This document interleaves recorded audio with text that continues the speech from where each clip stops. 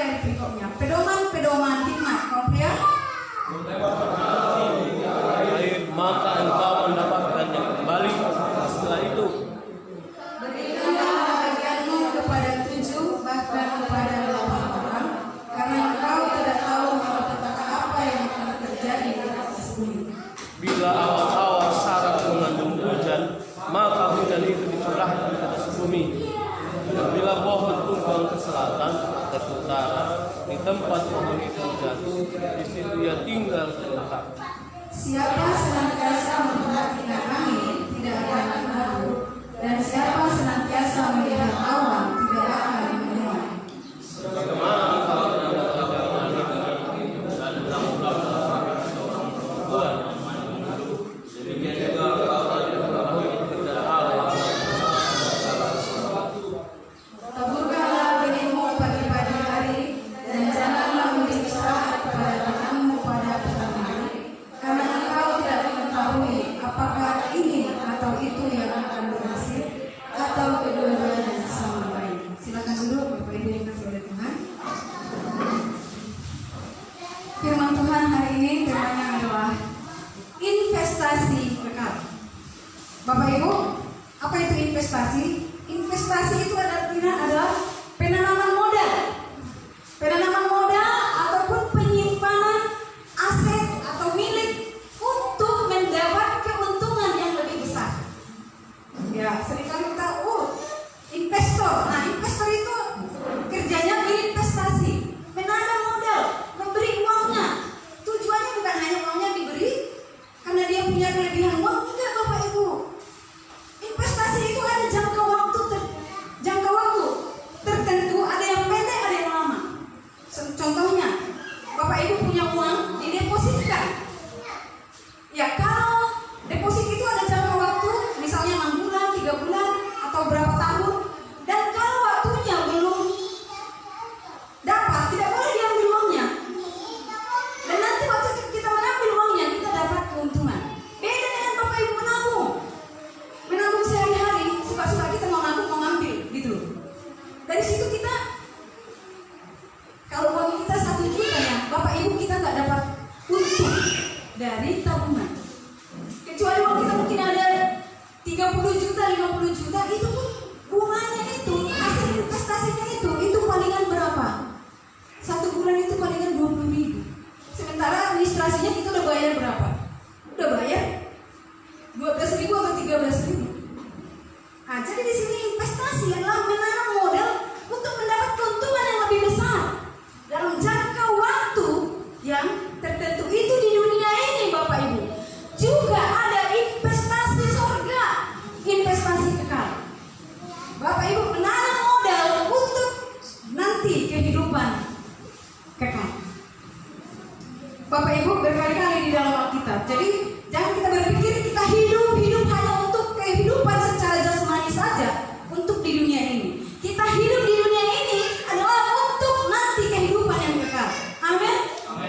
Iya, untuk kehidupan kekal kita harus di bumi ini dulu. Tidak boleh langsung ke sana. Di bumi ini. Jadi kita untuk mendapatkan kehidupan di sorga sana nanti, di bumi ini kita kerjakan Bapak Ibu. Sehingga saya mengambil tema investasi kekal. Jadi berinvestasi artinya menanamkan modal. Atau misalnya anak Bapak Ibu di dalam asuransi. Berasuransi nanti kalau misalnya dia dari kecil berapa tahun, nanti dia tamat SD atau mau masuk SD. Nah, itu anak itu saya, dia masuk SD udah dapat 4 juta. Padahal tiap bulan hanya berapa ratus ribu, 150.000 kalau nggak salah. Tapi dari dia umur berapa tahun nih? Dia masuk SD, kemudian nanti tamat dia SMP dapat, tamat SMA dapat. Begitu tamat SMA kembali uangnya dan untung dia sudah dapat. Itu investasi Bapak Ibu. Itu berlaku di dunia dapat, tapi begitu juga dengan investasi kekal, investasi di surga. Kita dapat lebih besar. Jadi bagaimana berinvestasi di surga? Mengapa kita harus berinvestasi? Investasi di sini yang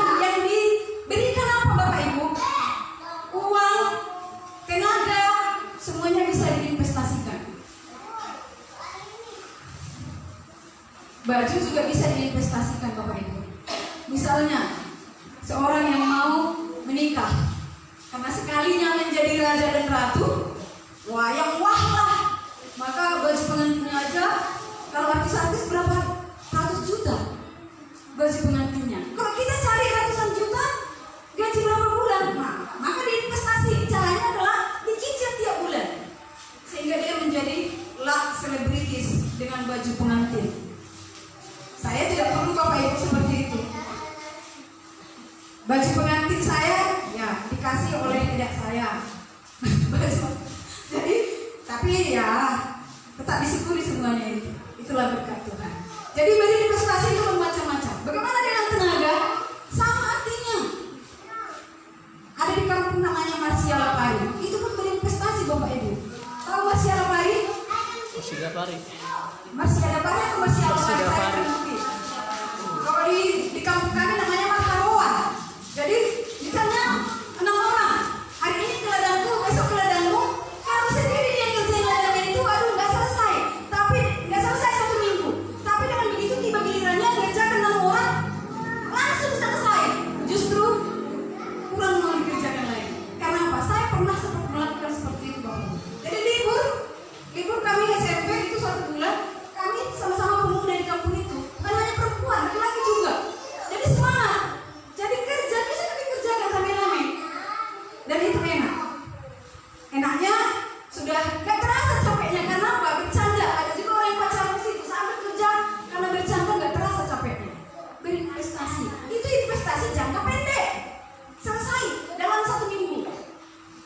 Kita ini investasi kali ini adalah jangka lama. Jadi yang pertama Bapak Ibu, mengapa kita harus berinvestasi? Dalam hal ini saya tidak berbicara investasi di bumi seperti tabungan tadi, tidak. Tapi ini adalah berbicara tentang investasi surga. Investasi surga itu apa? Menabung di surga. Bapak Ibu, belum ada bank surga ya? Belum ada bank surga di bumi. Tetapi gimana saya berinvestasi? Bapak Ibu, coba mari kita lihat dulu dalam Matius 6 ayat 19 sampai 20. Saya rindu seorang pemudi. Bacakan Matius 6 ayat 19 sampai 20. Yang merasa gadis pemudi.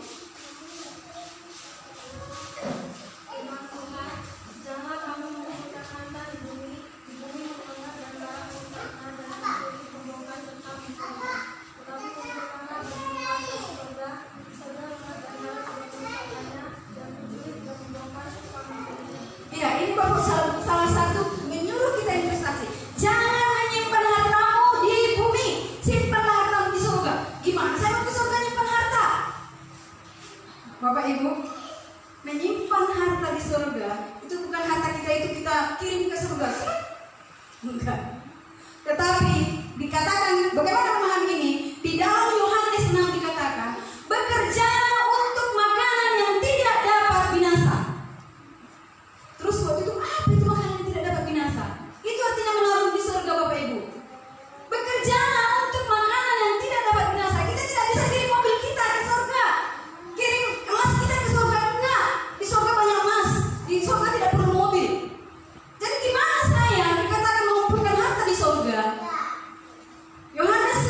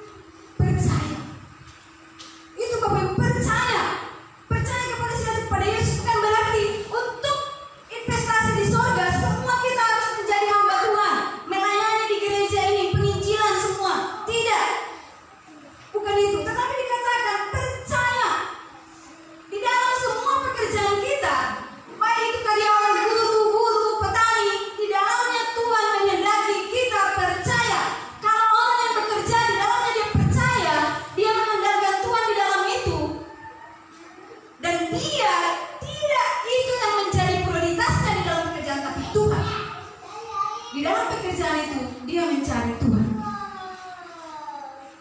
Ya, yang pertama di sini investasi kekal. Mengapa kita harus investasi? Ayat yang pertama, lemparkanlah rotimu ke dalam air, engkau akan mendapatkannya lama setelah itu. Mengapa kita harus berinvestasi? Karena kita akan mendapatkannya kembali. Bapak Ibu, kalau Bapak Ibu menabung, uang Bapak Ibu tidak kemana-mana, pasti sama Bapak Ibu. Tapi dikatakan di sini, engkau akan mendapatkannya lama. Investasi jangka panjang, investasi kekal, investasi surga itu Bapak Ibu jangka panjang dan tidak dibatasi waktunya di sini.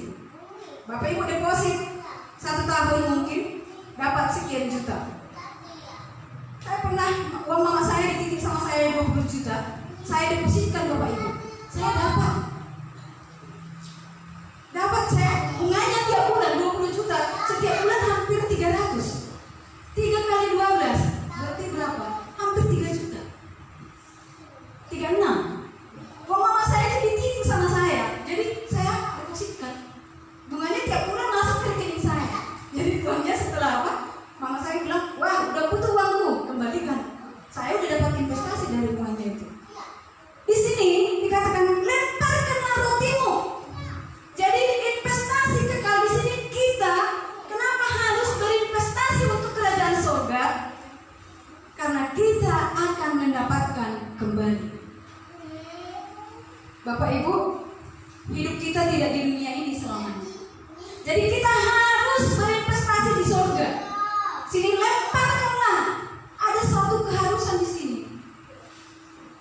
Jadi jangan nanti di surga seperti apa? Seperti pengemis? Tidak.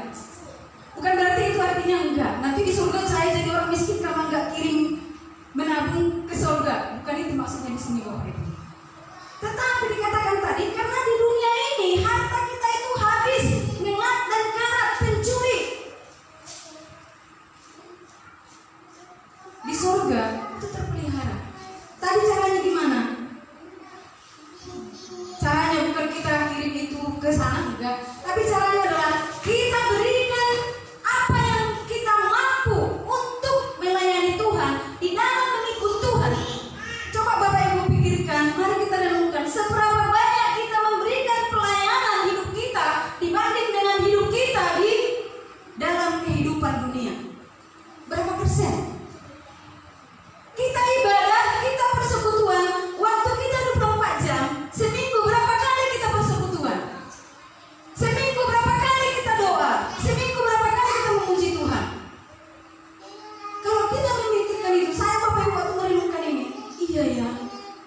Padahal kita nanti hidup kekal di sana, di bumi sementara, tapi kita lebih berjeri lelah untuk kehidupan di bumi. Untuk Tuhan seperti kata Pak Julianus, kita memberi sedikit tapi kita sudah merasa memberi paling banyak. Alangkah saya kalau saya menginikan diri saya sebagai Tuhan. Kalau saya tempatkan diri saya sebagai Tuhan, saya menangis sebenarnya melihat manusia seperti itu. Kita percaya Tuhan memberi yang terbaik bagi kita, amin? Amin. Tapi apakah kita memberi yang terbaik? Miris Bapak Ibu. Seperti saya senang itu dengan khotbah yang dikatakan oleh Pak Julianus itu. Persembahan, kenapa? Kita jajan aja berapa satu hari? Sementara dalam hari Minggu sekali seminggu masih kita beri 2.000 untuk Tuhan. Untuk ngasih sama bapak saya, ngasih 10.000 aja saya nggak mau.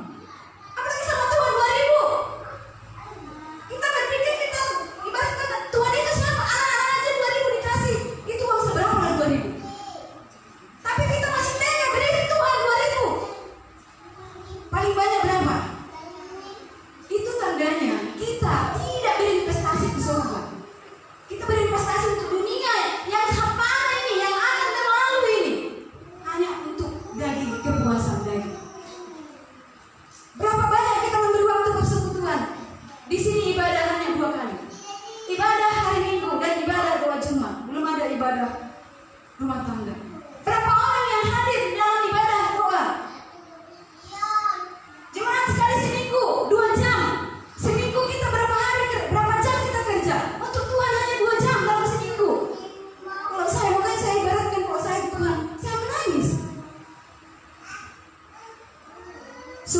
kita. Karena itu kita harus berinvestasi Bapak Ibu. Kalau seseorang memberi kita banyak, maka kita akan juga berusaha memberi dia banyak. Tetapi manusia kita ini kepada Tuhan, Tuhan memberi banyak, kita memberi yang paling sedikit dengan dia. 2.000. Saya rindu Bapak Ibu di sini tidak lagi memberi persembahan 2.000. Bukan saya menginginkan ya memaksa Bapak Ibu, enggak. Menangis saya sedangkan anak-anak aja 2.000 untuk jajannya 5.000 dikasih. Masih ada persembahan 2.000. Bukan saya untuk ini, enggak Bapak Ibu. Mari kita hargai Tuhan. Menghargai Tuhan beri 2.000. Apa itu? Itu aduh. Saya merasakan itu. Sedih hati saya merasakan itu. Bukan berarti saya memaksakan Bapak Ibu kalau nggak punya pekerjaan Pak. Enggak. Tuhan tahu kok berapa isi dompet kita, Tuhan tahu. Bukan berarti nggak ada orang minjam, nggak boleh juga. Kalau kita mau memberi nggak ada, itu nggak boleh juga. Meminjam, pinjam ya, nanti nggak dibalikkan. Itu berdosa juga. Tuhan tahu kok dompetmu nggak ada. Tuhan tahu kok kita nggak kerja. Kalau nggak ada nggak usah. Tapi yang miris tadi ada, tapi diberikan yang paling. 2.000 persembahan orang dewasa. Sekolah minggu aja Bapak Ibu. Itu 5.000, 2.000 sekolah minggu. Kita masih malu. Sekolah minggu kan dikasih orang tuanya. Ini yang sudah kerja, yang sudah mendapat penghasilan, 2.000 untuk Tuhan.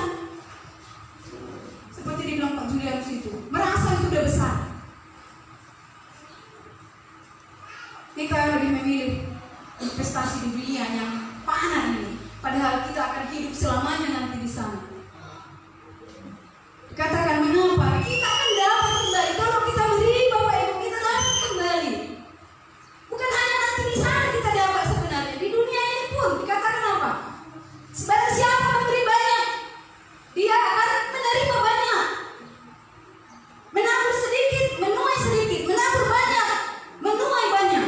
Firman Tuhan mengatakan itu di dalam surat 2 Korintus. Dan orang yang memberi, kalau dilanjutkan di dalam Korintus itu 2 Korintus 8 dan 9, bukan hanya kita menerima kembali Bapak Ibu, tetapi dikatakan kita dilimpahi dalam segala hikmat. Itu makanya kita harus berinvestasi. Memberi bukan hanya uang, tenaga, waktu. Itulah investasi kita kepada ke surga, kepada Tuhan. Jadi di sini dikatakan, kenapa harus? Kita akan dapat kembali berkat Tuhan setiap hari selama kita hidup di dunia ini adalah berkat Tuhan. Bapak Ibu, kita rindu diberkati Tuhan lebih lagi, amin.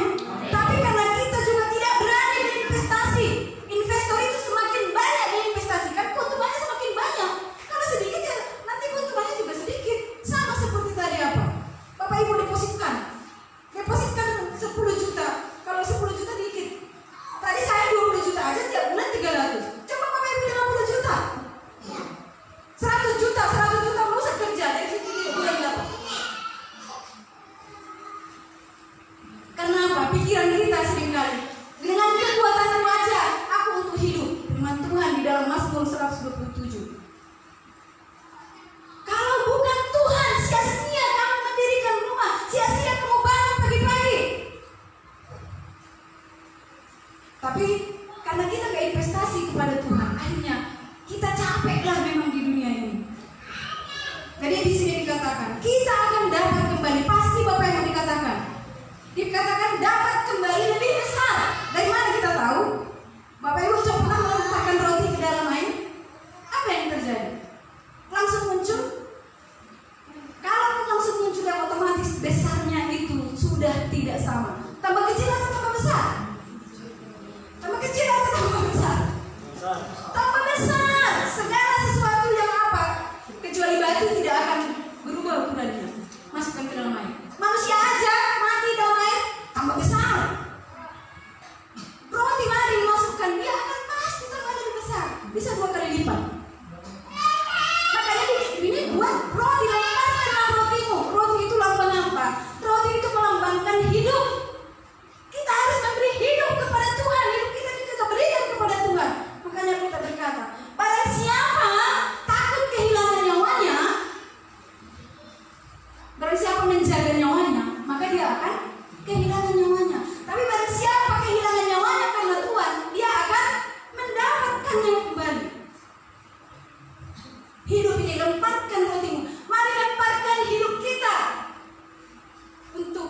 surga untuk Tuhan akan mendapatkan kembali. Dikatakan, berikanlah bagian. Karena kita mendapatkan kembali lebih besar, maka mari kita berikan lebih besar. Sehingga dikatakan, berikanlah bagianmu kepada 7 bahkan 8 orang. Lebih besar berikan. 7 itu angka sempurna, Bapak Ibu. Jadi mari berikan yang sempurna kepada Tuhan. Sempurna dalam arti di sini, Bapak Ibu, bukan karena sempurna besarnya. Segitu gajiku, segitu ku kasih. Itu tidak berhikmat. Tuhan juga tidak mau itu. Apa Tuhan berikan? Ucapan syukurmu dari hati. Kalau besar pun, kalau itu bukan dari hati, juga Tuhan tidak mau. Sebenarnya ada bagian kita kan, perpuluhan, persembahan. Bukan saya untuk Bapak Ibu memberi perpuluhan. Kalau saudara Bapak Ibu memberi perpuluhan pun, kalau itu dengan hati yang bersungut, enggak. Apalagi nanti karena memberi perpuluhan dengan ini langsung berpikiran, oh aku kok yang membuat hidup, yang menafkahi Pak Pendeta. Bapak Ibu, saya pernah mendengar jemaat, bukan di jemaat sini ya, yang mengatakan seperti itu. Oh karena jemaat, karena kami makanya anaknya bisa sekolah tinggi-tinggi seperti itu. Saya sedih mendengar itu karena saya sebagai hamba Tuhan. Jemaat berpikiran seperti itu. Karena apa? Berpikiran secara dunia. Bapak Ibu memberi di sini, memberikan diri hidup bukan untuk kami, untuk Tuhan.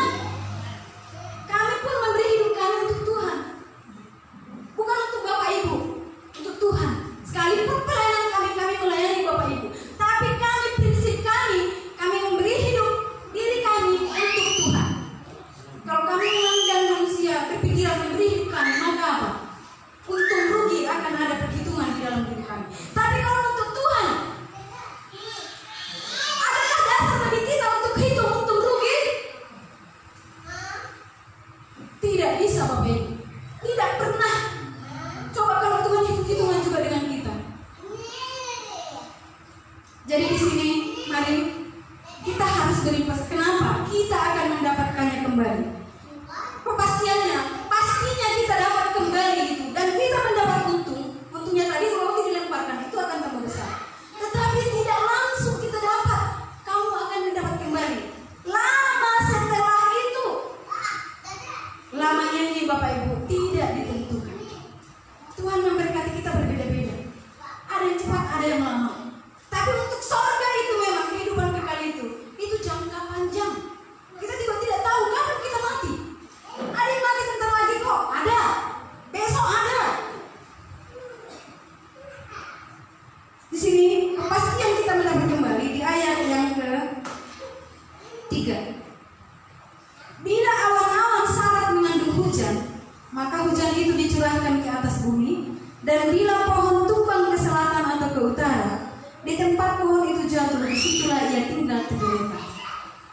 Bapak Ibu katakan sini, kalau kita memberi, kalau kita berinvestasi sudah diibaratkan dengan awan yang sudah berat dengan kandungan air, tidak mungkin jatuh Bapak Ibu turun ke bumi. Kalau kita sudah memberi, terus memberi, tidak mungkin tidak Tuhan akan membalaskan. Tidak mungkin, tidak. Pasti diberikan kembali. Dan kepastian itu di mana? Kalau pohon jatuh, mau ke kiri atau ke kanan, kalau dia jatuh ke situ, dia akan tergeletak di situ. Kalau kita memberi kepada Tuhan, pasti Tuhan akan memberi kepada orang yang memberi itu. Ini satu kepastian bahwa kita akan mendapatkan kembali. Bapak Ibu yang dikasihi Tuhan, mari kita memberi bukan uang kita saja, tapi yang lebih di sini adalah diri kita, hati kita untuk Tuhan, hidup kita untuk Tuhan. Saya bersyukur, ya puji Tuhan, dalam beberapa setelah corona ini jemaat Tuhan yang ikut doa sudah banyak. Puji Tuhan. Bapak Ibu perlu kesadaran Bapak Ibu di dalam hal itu. Bukan karena nggak enak lah lihat Pak Pendeta dia tetanggaku, nggak dilihat sama Komsel. Itu juga kita tidak mendapatkan buah dari situ. Tapi kalau kita memang itu karena kerelaan,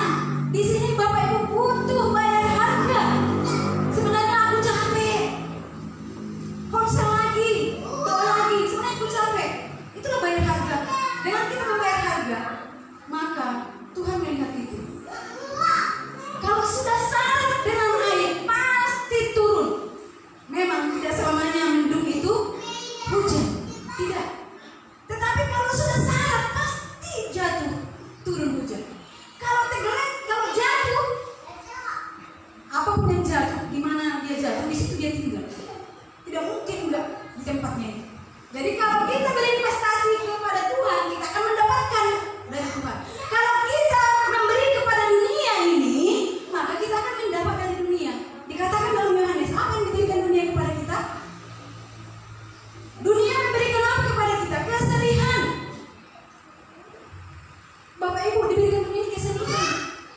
Sekalipun kita menikmati misalnya uang kita banyak, kita plesiran ke sana sini, sebentar kita menikmati itu. Tetapi setelah itu habis kesedihan. Dunia ini memberi kesedihan. Tuhan yang menjanjikan kedamaian. Tetapi di dalam mengikut Tuhan itu perlu penderitaan, perlu bayar diri, bayar harga. Itulah perlu investasi. Investasi di sini tenaga kita, waktu kita. Hal yang kedua,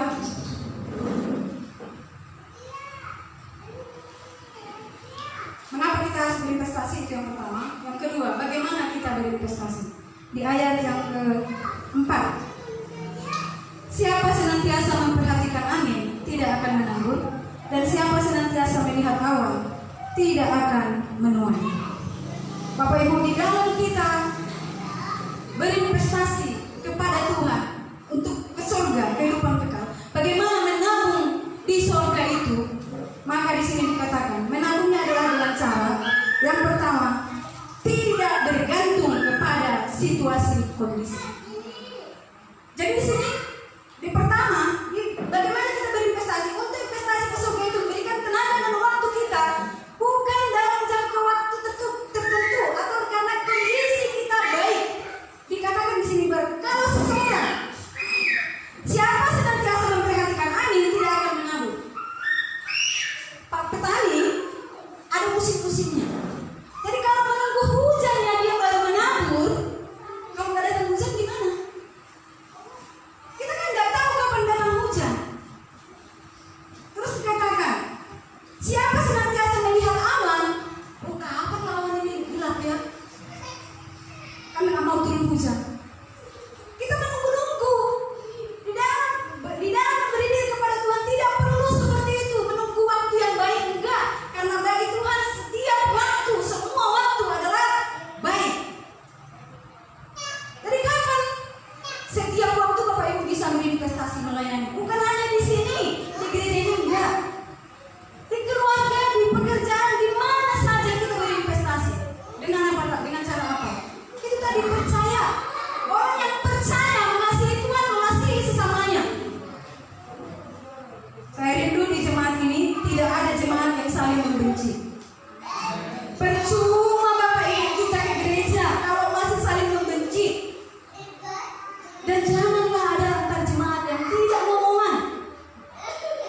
Alangkah indah dikatakan persekutuan itu. Tapi kalau sesama jemaat, misalnya di situ, dia lewat dan dipeluk tahu yang sebelahnya itu satu jemaat. Bah, kok gak kamu sapa itu satu gerejamu? Ah, gak suka aku dengan itu. Orang pun menilai kita tak lagi menjadi kesaksian Bapak Ibu. Karena itu mari bayar harga dengan itu. Siapapun kita, kalaupun bukan kita yang bersalah, mari. Gampang ya sebenarnya itu, mulai aja yang susah. Pelukkan aja dia, udah ngomongannya itu. Salamkan aja dia, dengan siapapun, kalaupun kita yang disakiti, nggak apa-apa kita yang minta maaf. Justru berkatnya lebih besar dengan kita. Itulah orang yang bayar harga. Mau kita hamba Tuhan, mau kita dari sekolah STT, mau enggak, itu tidak diatur dengan itu. Jangan pula orang yang tidak dari STT menghakimi orang yang dari STT. Saya tidak mau itu di jemaat di sini. Kenapa? Seringkali jemaat merasa mengintimidasi, jemaat mengintimidasi orang di STT.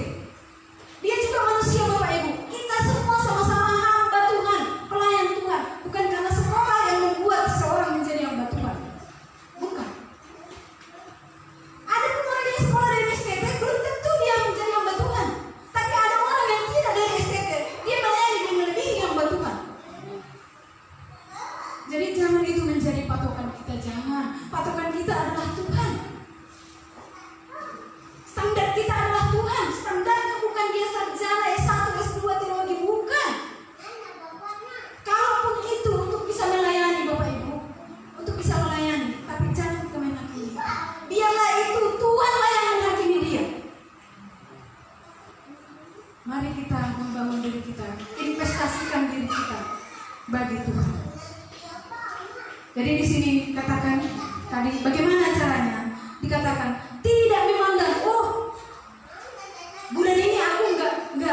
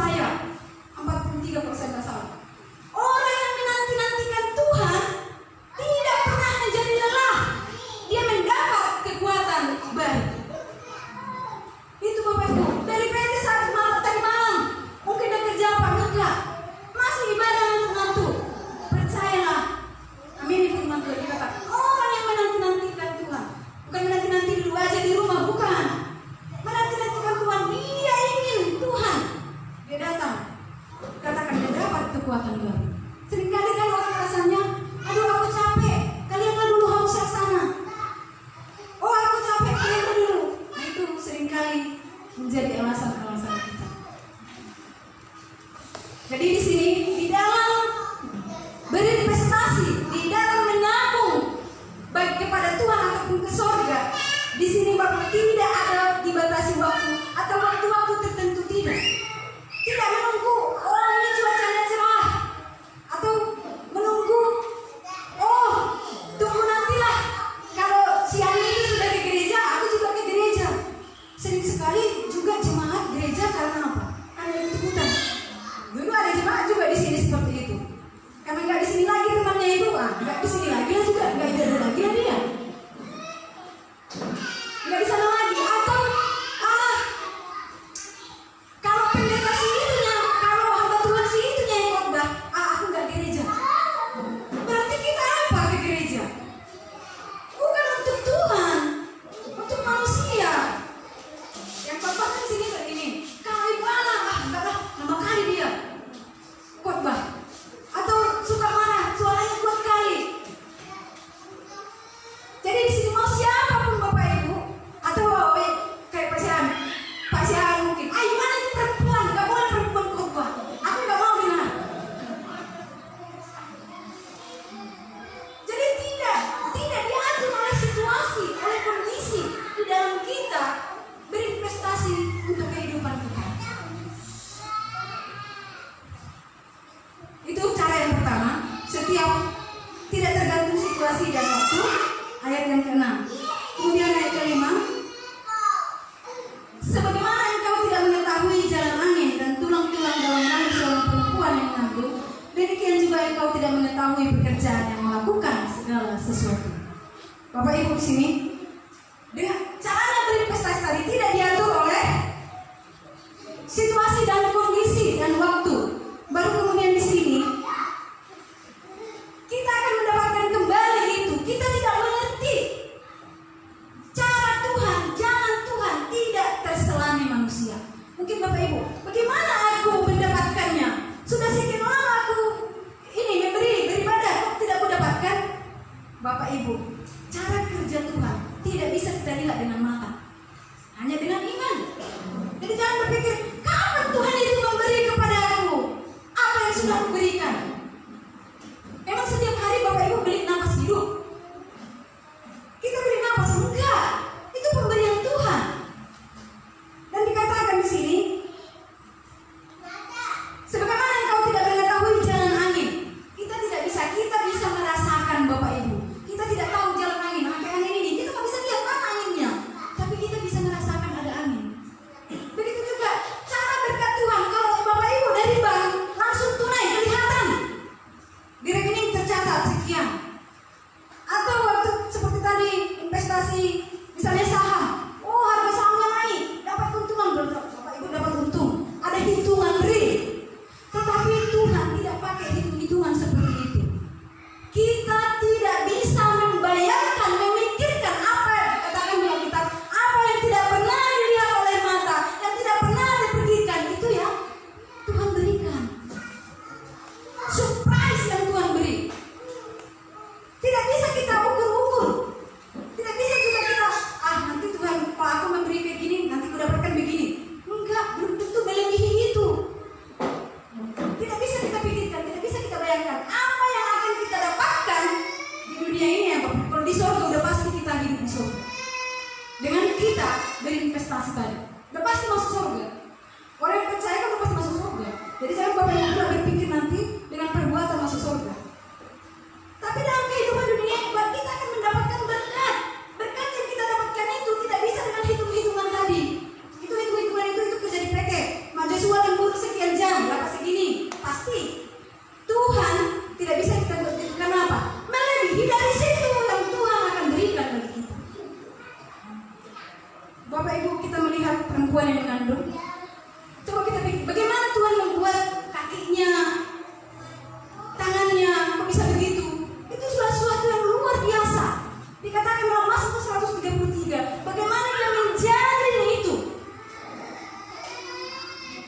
Jadi tidak terpikirkan cara kerja Tuhan memberkati kita dengan melalui apa yang kita perbuat bagi Tuhan. Kemudian ayat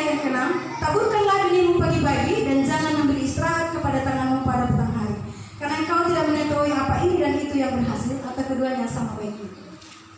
Cara investasi tidak tergantung situasi, kondisi. Yang kedua, balasan yang kita terima tidak terpikirkan.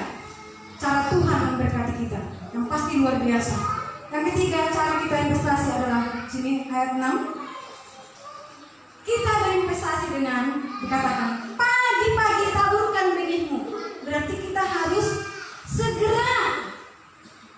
Jangan mengulur waktu. Oh, nantilah aku sesudah aku pensiun baru aku memberikan diriku untuk Tuhan. Atau oh, nantilah murid-murid kalau aku sudah tidak diterima di perguruan tinggi A, B, C, barulah aku masuk SPT. Ini seringkali dikatakan di sini pagi-pagi taburkan benihmu. Bapak Ibu sebenarnya ini juga dalam kehidupan kita di dunia ya. Dalam kita untuk hidup harus apa? Harus rajin. Jadi secepatnya jangan menunda waktu, jangan mengulur waktu. Dan dikatakan jangan memberi istirahat kepada tanganmu pada petang hari. Artinya di sini kita harus terus menerus. Jadi tidak dibatasi oleh waktu di dalam melayani Tuhan. Tidak dibatasi. Melayani itu jangan hanya di sini Bapak Ibu. Di sini tidak berarti pelayanan hanya yang di sini. Jadi WL, jadi singer, pekotbah enggak. Sebetulnya yang lebih lagi pelayanan itu adalah di luar sana. Bagaimana hidup kita menjadi saksi bagi orang lain. Itu melayani. Di sini juga pelayanan.